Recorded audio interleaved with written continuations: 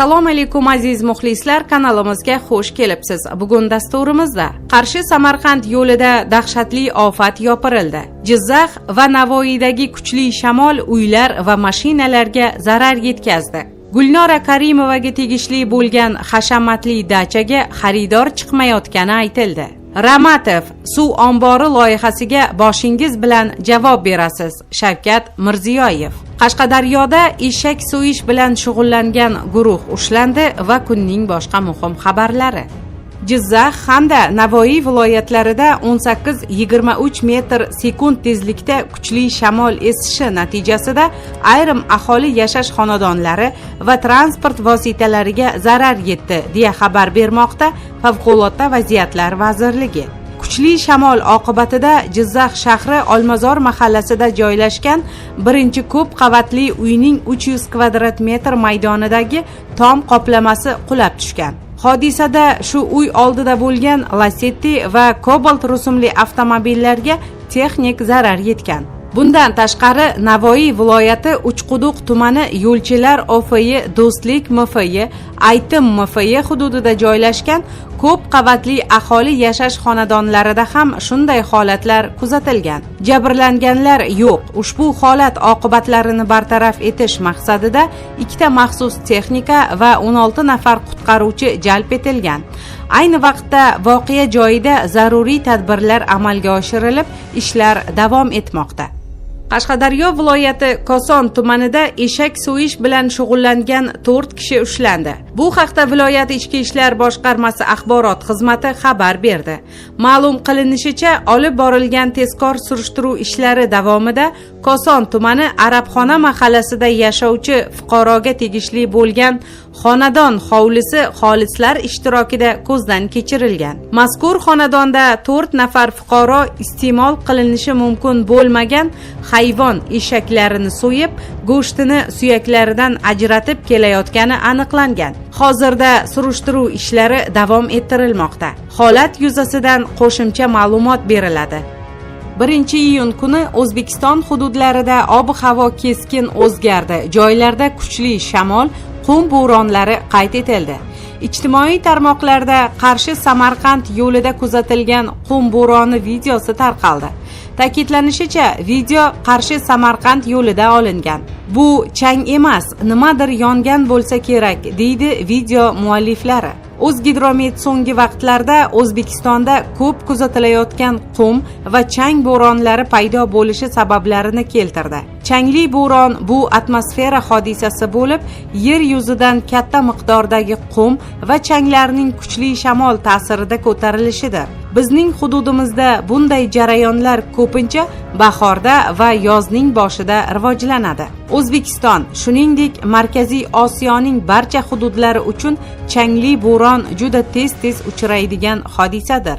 Ko'pincha bunday hodisalar qurg'oqchil hududlarda, cho'l va yarim cho'l hududlarda sodir bo'ladi. 2021-yilning may oyida O'zbekiston hududi bo'yicha bir nechta changli bo'ron hodisalari kuzatildi. Hatto Toshkentda ham 29-may kuni shiddatli kuchli shamol hisobiga changli bo'ron kuzatildi. Toshkent qurg'oqchil hudud deb hisoblanmaydi, lekin so'nggi yillarda O'zbekistonda va Toshkent shahrida jadal suratlar bilan olib borilayotgan qurilishlar juda katta miqdordagi qum va changning paydo bo'lishiga sabab bo'lmoqda. Ular hatto kuchsiz shamol esganda ham havoga ko'tariladi. Gulnora Karimovaga tegishli bo'lgan Sijjak oromgohiga xaridor chiqmagani sabab uni sotib olishga takliflarni qabul qilish muddati uzaytirildi. Davlat aktivlarini boshqarish agentligi Toshkent shahri va viloyatida bir necha obyektlar sotuvga qo'yilganini ma'lum qilgandi. Ular orasida O'zbekiston birinchi prezidenti Islom Karimovning to'ng'ich qizi Gulnora Karimovaga tegishli bo'lgan Sijjak dam olish oromgohi ham bor. Ommaviy savdolarga chiqarilgan yirik aktivlarning 6tasi bo'yicha jami 16 ta taklif kelib tushgan. Beldirsoy va Sijjak dam olish maskanlariga hozircha xaridor yo'q. Shu sababli ularni sotib olish uchun talabgorlardan takliflarni qabul qilish muddati 2021-yil 1-iyulgacha uzaytirildi. Ushbu dam olish maskanida mehmonxona, bir nechta hovuz, amfiteatr, kottej va boshqa inshootlar bor. Oromgoh 2017-yilning 10-fevralida jinoyat ishlari bo'yicha Toshkent viloyati sudi ajrimi bilan musodara etilgan. Keyinchalik musodara qilingan ushbu hashamatli qarorgoh ichidagi barcha jihozlari bilan O'zbekiston Triatlon Federatsiyasiga vaqtinchalik foydalanishga berilgan edi. Ammo oxir-oqibat ushbu dam olish maskanini ommaviy savdolar orqali shaffoflik prinsipi asosida sotuvga qo'yishga qaror qilindi. Aprel oyi boshlarida Sijak dam olish oromgohining agentlik tomonidan olingan panorama suratlarini taqdim etilgandi. Prezident Shavkat Mirziyoyev Surxondaryo viloyati faollari bilan uchrashuvda To'palang suv ombori loyihasiga bosh vazir o'rinbosari Ochilboy Ramatov mas'ul bo'lishini aytdi. Bu haqda gazeta.uz xabar berdi. Xudo bergan shuncha suvimiz turibdi, lekin xalqqa yetkazib bera olmayapmiz. Quyoshdan energiya olyapmiz. Endi bu tomonini ham to'g'rilab qo'yaylik. Suv ta'minotini bosqichma-bosqich amalga oshirishimiz kerak. To'palang suv ombori katta qiyinchiliklar bilan barpo qilingan. Endi Surxondaryo xalqiga xizmat qilishi kerak. Ramatov, bu loyihaga boshingiz bilan javob berasiz, deya ta'kidladi davlat rahbari. Prezident ushbu loyiha uchun ajratilayotgan mablag' xalq uchun ekanligini, uning har bir so'mi uchun so'rov qattiq bo'lishini qayd etdi. Shuncha qiyinchiliklarga qaramay bu mablag'ni topib beryapmiz. Agar pandemiya bo'lmaganida edi, imkoniyatlarimiz yanada ko'proq bo'lardi. Koronavirusga qarshi kurashga 80 trillion so'm mablag'imiz ketdi, lekin bu pulga achinmayman. Xalqimizni imkon qadar asrab qoldik. Demak, yangi loyihalar uchun ajratilayotgan bu mablag'larning so'rovi bo'ladi. Oqsoqollar, bolam nima qilayapsan deb rahbarlarni tergab turinglar, dedi Shavkat Mirziyoyev. Prezident mutasaddilarga halol ishlash kerakligini ta'kidladi. Endi halol ishlagan rahmat oladi, o'g'irlik qilgan la'nat oladi.